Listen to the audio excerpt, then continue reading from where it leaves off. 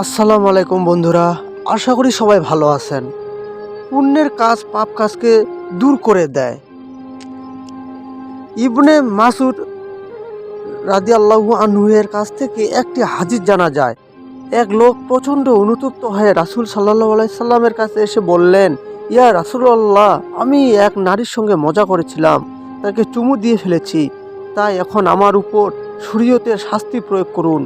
রাসূল সাল্লাল্লাহু আলাইহি সাল্লাম চুপ করে থাকলেন। এরপর একটি আয়াত নাজিল হয়। সূরা হুদের 114 আয়াতে আছে, তুমি নামাজ কায়েম করবে, দিনের 2 প্রান্ত ভাগ এবং রাতের প্রথম অংশ, সৎকর্ম তো অসৎকর্মকে দূর করে দেয়। যারা উপদেশ গ্রহণ করে তাদের জন্য এই এক উপদেশ। এরপর তারা সবাই মিলে একত্রে নামাজ পড়লেন। নামাজ শেষে তিনি ওই লোককে বললেন, তুমি কি আমাদের সঙ্গে জামাতে নামাজ পড়নি? তুমি কি মসজিদে হেঁটে আসনি? উজু করনি? তুমি তো এর সবই করেছো, তাই না? লোকটি বলল, হ্যাঁ করেছি। তিনি বললেন, নিশ্চয়ই ভালো কাজ মন্দ কাজকে দূর করে দেয়। এটাই তোমার তওবা।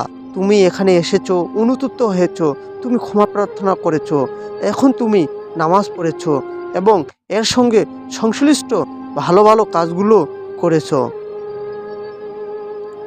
একটি হাদিসে রাসূল সাল্লাল্লাহু আলাইহি সাল্লাম সাহাবীদের জিজ্ঞাসা করলেন, যে লোক দিনে 5 বার গোসল করে তার সম্পর্কে তোমাদের ধারণা কি? তারা বুঝতে পারেনি উনি আসলে কি ইঙ্গিত করেছেন। তারা জবাবে দিলেন, ওই লোক তো সম্পূর্ণ পরিষ্কার পরিচ্ছন্ন থাকবে। তিনি বললেন, এটা হলো নামাজের উদাহরণ, অর্থাৎ পুণ্যের কাজ পাপ কাজকে দূর করে দেয়। তো তোমরা যতই খারাপ কাজ করো না কেন, যত ভালো পুণ্য কাজ করবে, ততই তোমাদের খারাপ কাজগুলোকে সেগুলো দূরে ঠেলে দেবে। তো আশা করা যায় বন্ধুরা, আপনারা সবাই এই 2-1টি কথার মধ্যে বুঝতে পেরেছেন যে পুণ্যর কাজ করলে পাপ কাজগুলোকে দূরে সরিয়ে দেওয়া যায়। আমরা যতই পাপ কাজ করি না কেন, অবশ্যই তওবা করব এবং তওবা করলে অবশ্যই আল্লাহ তাআলা কবুল করবে। আর আমরা বেশিরভাগ সবাই যেন ভালো ভালো কাজ করার তৌফিক দান করুক, আমিন। আর আমাদের এই ভিডিওটিতে অবশ্যই একটা লাইক দিবেন আর চ্যানেলটাকে সাবস্ক্রাইব করে পাশে থাকবেন। আরেকটি কথা বন্ধুরা, আমরা জীবনে যে কোনো প্রতিদিন একটা নালে একটা ভালো কাজ করবই ইনশাল্লাহ।